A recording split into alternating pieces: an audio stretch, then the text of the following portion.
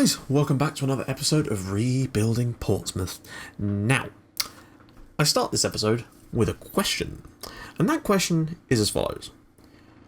The episode that I was doing quite a while ago, actually, where we got the Regen Daniel Daniels, if you remember, made me think about Regen names. And my question for you today is, it's weird, I like asking you guys these questions because I want to learn more about you guys. It's like the opposite of a Q&A because I'm the one asking the bloody questions, but I prefer it this way. I might do a Q&A at some point, but I don't feel I've got enough subs to be doing that kind of stuff at the moment. The question for you guys today is, what is your favourite ever Regen name? Like, you get some unbelievable Regen names because of the things that their data can throw up. I had one last year called Thank God Umbar, which was awesome. I've got a screen cap of that somewhere. I really need to find that so I can put that in a video somewhere. It must be saved somewhere on my system. So yeah, what's your favourite Regen name? If you've got a screen cap, even better, then post me a link to that and I'd love to have a look at some of those because there is some crazy stuff that gets thrown up. Daniel Daniels is not even a good example. There are some hilarious names that I think I had one called Dick Fist one time or something. I don't know, it's brilliant. But yeah, so yeah, that is the question of the day, so go for it. Go mad. We're going to get straight into today's episode. Now in the LiveCom we lost 2-0 at Scunthorpe and it was a piss take of a game. I really think we deserved to win it, but we didn't win it, and that's all that really matters when it comes down to it.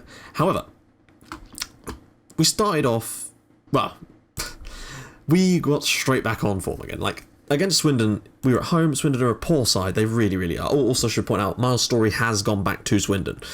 He was complaining about not getting enough game time, finally, and he asked to terminate his loan. I didn't feel we were going to need him, so I have sent him back to Swindon. This one, Swindon had Lewis Kinsella sent off just before half-time, and right before half-time again, Marcus was able to step up and make it 1-0 to us, which was superb. And then Jed Wallace capped the game off in. I mean, looking at that possession we had, they had no chance against us here. And I was massively impressed. And that's the kind of performance that I need to see from us more often. And we can keep playing like that, we will keep winning. Now, I think the next game was our FA Cup tie against Stoke. And what? Yep, that's right. That is right.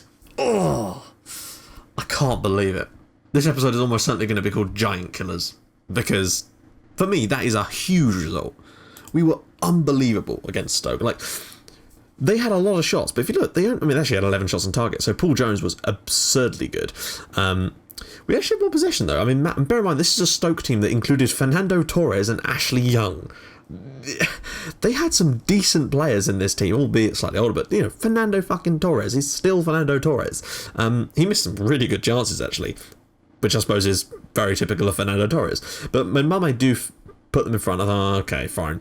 But we actually turned this around in the second half. Nathan Ecclestone first with a beautiful equaliser right in the top corner from a really, really tight angle was awesome to see.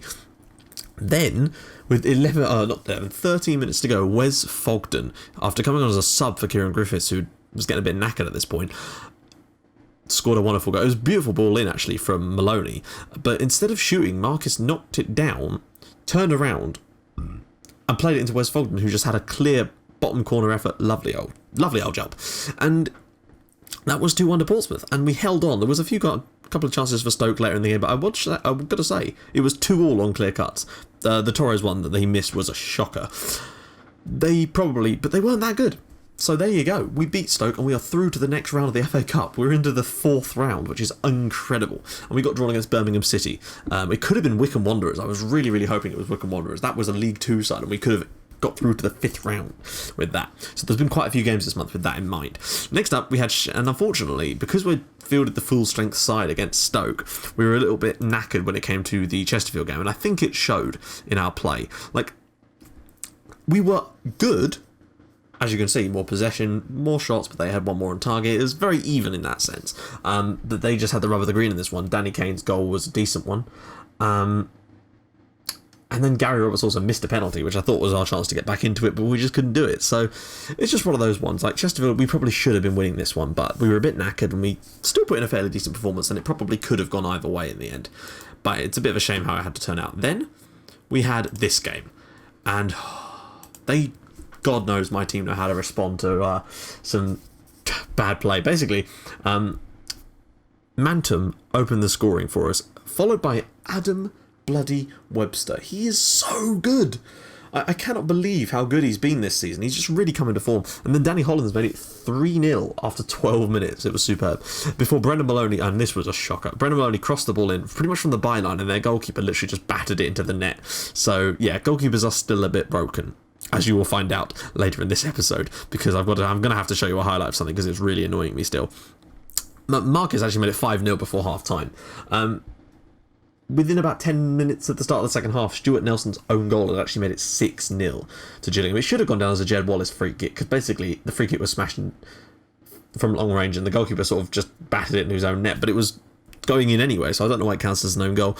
Cody McDonald got a late one back for Gillingham, mainly because I threw it on overload after 60 minutes, because we were 6-0 up and I thought, well, let's go get some more goals, because why the hell not? We've got complete run of this game, and we probably should have scored more goals. We had a couple more clear-cut chances after that, could have been 8 or 9. But our goal difference is definitely being very, very good for us this year. We're not losing games by huge numbers, and we are scoring. We beat Preston 6-0, Gillingham 6-1, there's a 3-0 there. There's some good results coming in for us, which is awesome. Then we had our first game. This was annoying. We were so close. FA Cup 4th round, away at Birmingham City. Now, Birmingham are in the Championship, but remember, they were in this league last year, so they're not so good. I thought there was a chance for us, and I think we were very, very unlucky here. Cotterill put them in front with a free kick on 19 minutes, and I can't deny it. Great free kick. Nothing Paul Jones could have done about it, but they had done nothing in the game until that point. Then Marcus was able to equalise for us, and we went in at half-time 1-0, playing better football, which was awesome. Then, on 60 minutes, who else to pop up but Adam Webster, yet again. I don't know how many goals. He's probably got 6 or 7 this season now in League and Cup. He's been superb. And I think having Watmore playing a slightly different role has given Webster a bit more freedom, and I'm really enjoying their sort of partnership at the back now. If we can keep those two solid, now he has now signed a new contract too, Webster and Watmore could be awesome for us. Then, Jed Wallace made it 3-1 on 64 minutes.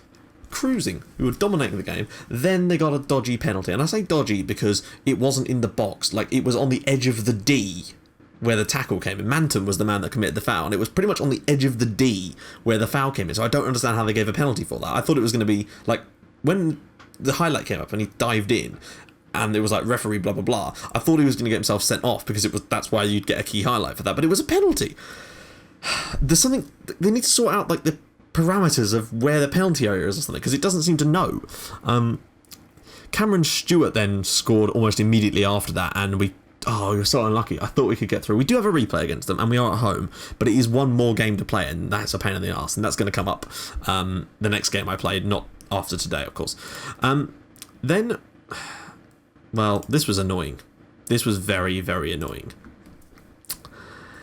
Against Southend, we were fantastic.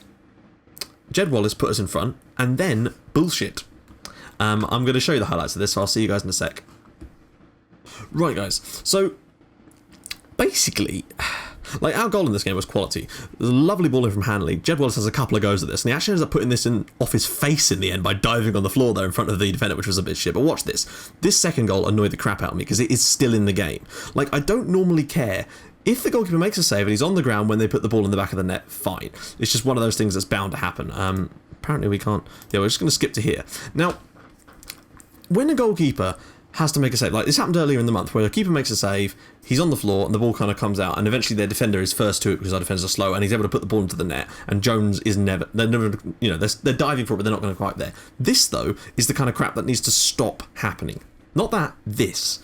This is the kind of shit that I'm getting sick of, because this cost us the game. This was their only clear-cut chance of the entire game. They were pretty much shooting from long range and everything else. It was a great tackle from McAvoy there, and probably should have done better, but then eventually the ball is going to come back into the middle, and watch this strike.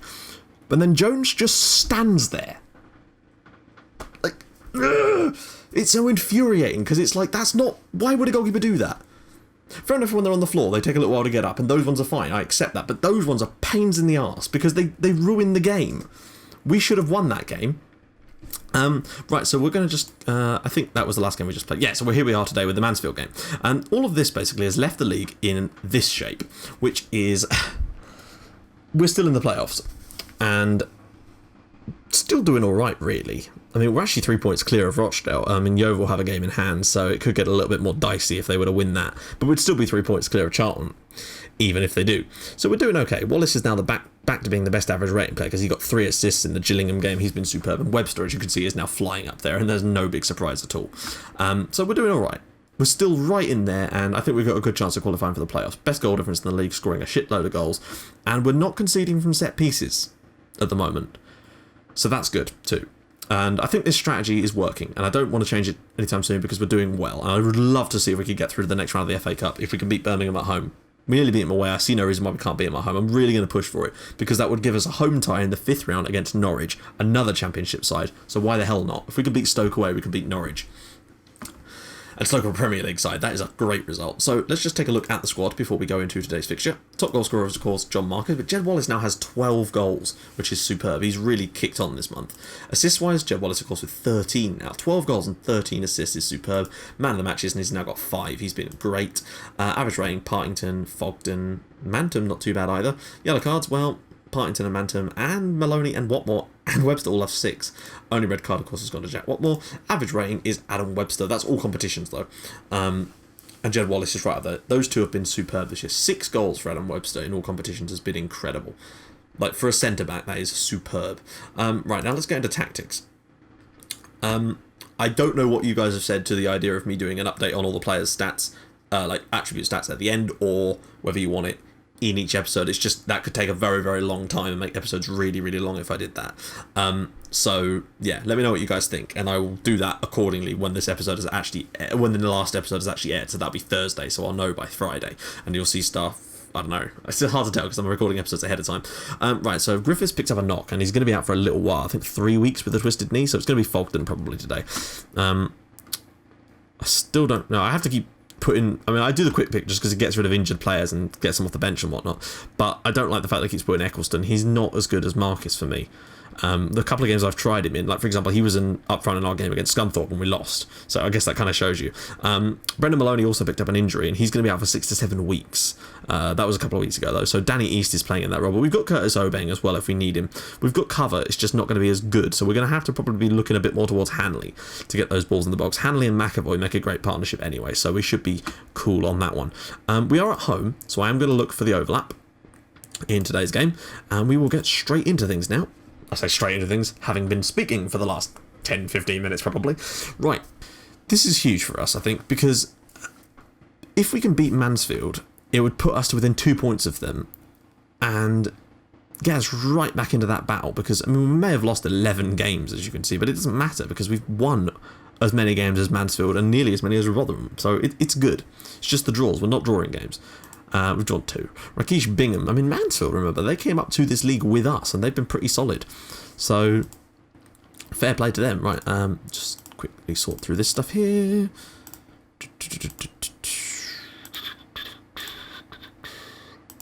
There we go. Right, let's get into the game. Hopefully, oh, that's looking like shitty weather. Hopefully we can come out. Tafazoli, he always gets on my tits. For some reason, he always seems to score against us, and I don't know why. Maybe he's a centre-back. He just always seems to score against us. Hopefully, we can do something here. It's just one of those things. Oh, we got a chance here. Jed Wallace with a free kick. Why is it on 3D match? I've just noticed that. We scored. Is it Marcus? It is. Hang on. Wait, guys. Sorry, because I was showing you that highlight earlier, I accidentally put the game back onto that. I can't watch it in 3D because I cannot see anything, like, tactically. It's just like watching on TV is not always easy to spot tactical changes that are needed. But the point is, we are a goal up. We're going to see that again in 3D anyway. I didn't even see what happened. Wallace looks like he hit the crossbar again. Yep, bounces down, and John Marcus is able to smash it in for Pompey. 1-0. We've been better. We've been decent. How is that not a clear-cut chance? He's pretty much got it with no goalkeeper, like 2 yards out. Strange. East out on the right-hand side. That's a poor touch, but he could still whip it in. Fogden! Oh, it's 2-0. Pompey 2, Mansfield 0. Fogden's only scored 2 goals for us this year. This one and the one he got against Stoke City. So I guess you could say that he's picking his moments. That's a good take from East. Whipped in, and it comes to Fogden. Great touch from Wes Fogden, and whipping it into the net. 2-0 to Pompey on 15 minutes. If we can get to half-time at 2-0, I'll be very, very confident about our chances of winning this game. We've been superb so far. Look at the amount of chances we're creating. Whether they be clear-cut or not, clearly not. But the fact is we're looking much, much better than Mansfield. And I'd be very, very disappointed if we don't win the game now from this position. that we've got ourselves into. And, well, looks like we're going to get to half-time at 2-0 because Mansfield are not offering anything here. I'd like a third goal, though, perhaps sort of early second half to just really kill them off and prove that we are definitely capable of going up automatically. We just need to string a decent run together. That's essentially it. I think we could get in those places if we can just cut some of the crap out of our game. We're working on defending set pieces since our attacking play is superb already. If we can just cut down the number of goals we concede, I think we've got potential to even win the title in the second half of the season. If we can just be a bit better at the back, we've got, as long as Watmore and Webster stay fit, and probably Hanley as well, because he's key for that, and MacLeod has gone straight through. He sounds like a cop from the 1970s. I like it. Josh MacLeod. Right. Don't want to make any changes too soon because we're getting a lot of the ball. In fact, the fact that we're getting so much of the ball means for me that our tactic is going to be like dynamite in this game, because if we get a lot... Oh, no. What was I just saying?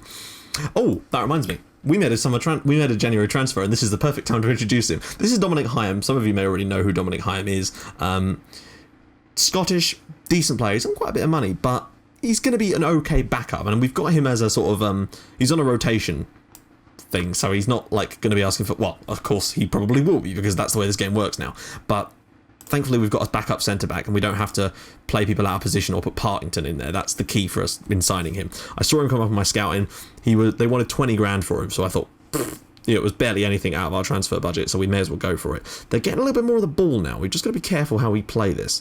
I'm going to probably, when I make substitutions, I might tell them to close down less and be a bit more compact, because that would be sensible. Probably only want to make one substitution here. Marcus has been okay. McAvoy's not been great. Shaquille Coulthurst has been getting put on the bench a bit more lately by my assistant, so I think I might just give him a game here, because McAvoy's looking a bit knackered and he's not been great today. He's probably been the worst average rating of the team. Surprising, actually. So we'll bring him in, and then I'll probably go to just close down less, just to try and... Yeah, we're not going to go wasting time or anything. We're 2 goals up, we're at home, we're dominating the game. There's no need to do that kind of crap. We could probably do with a third goal, though. That's the key for us. But I think if we close down a bit less, we'll be a bit more compact. They won't be able to drag us out of shape if they do start to get a bit dominant in the game. We probably should close down on Griffin rather. 10 minutes to go, and it is looking like it's going to be a pretty cushy win here for Portsmouth. And this is a good win, like a really solid performance against a team like Mansfield, who are second in the league. I think this result shows, about as pure as you can possibly see it, that we are definitely capable of playing at a higher level than this. And the fact that we've beat Stoke City and drawn away at Birmingham City proves for me that also we are capable of playing at a higher level. However, it's just whether we can be consistent enough to actually get those results going. And it's doing that annoying thing it does sometimes where it will freeze and refuse to make a tactical change for ages. There we go. Bloody hell. Right. 5 minutes to go. I think we're looking pretty solid here. It may only be a 2-0 win, but that's all you need in these games. And maybe... Nah, this is almost certainly just the end of the game, but it'd be cool if we did manage to snatch a third goal here. That would really kill it off. Plus, it would do wonders for the goal difference. Oh, Shaquille, what are you doing? 20 seconds rather to go, and I think we're going to win this one, and that is a good result. We may have only had one clear-cut chance, but they've not created anything, really. All of their shots have been probably from long range, I'm guessing. We've just not been able... We're looking much, much sturdier at the back now. We're getting clean sheets. Like, we may have a couple of games where we don't, but if you actually look at our recent fixtures, apart from the Birmingham one, because they're a better side, we're doing it. We're getting some clean sheets in there. The only reason we did it against Gillingham was because I got a bit over zealous and decided to try and get more goals. So there we are. And we'll look at the table on the different screen. But West Fogden, important goal. Wrapping up the match for us. And let's just go on to overview so we can see where we are in the league. We are 5th now. But there's now a 6-point gap between us and dropping out the playoffs, and there's finally starting to open up a little bit of daylight in there. Although, of course, if Yeovil or Plymouth, there's all kinds of things that are ifs. But the fact is, we'll still be 4 points clear no matter what happens. So that's all we need. As for catching, but look, that puts us now 2 points behind Mansfield. Better goal difference. Yeah, okay, Bristol City and Crewe are in there too, but I think we're doing all right. We're doing a good job. Let's quickly take a look at the games for next month. We've got quite a few of them, so stand by. February, that's a busy one. We've got Birmingham in the FA Cup replay. If we were to win that, there'd almost certainly be a Norwich game in here somewhere at home as well. I don't know when exactly. Crawley away. Tough, but winnable. Leighton Orient at home. we're at home, so we'd like to think we can win that. Crewe away, that's going to be massively tough. Rotherham at home, and then Charlton away, really, really tough. And then Preston at home. So we will be joining you guys for the Preston game. God knows where we'll be, because those Crewe and Rotherham games are going to be absolutely knackering, I guess is the best way I could describe it. Probably. They're going to be knackering for us. So we will just have to see how we do in those matches.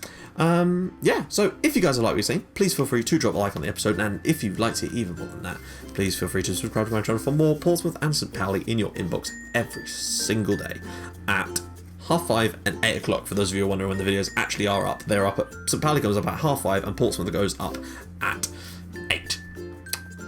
And I hope you enjoyed the extra videos I put up about kit making and the tactical ones. So enjoy, and I will see you guys in the next episode. Bye bye.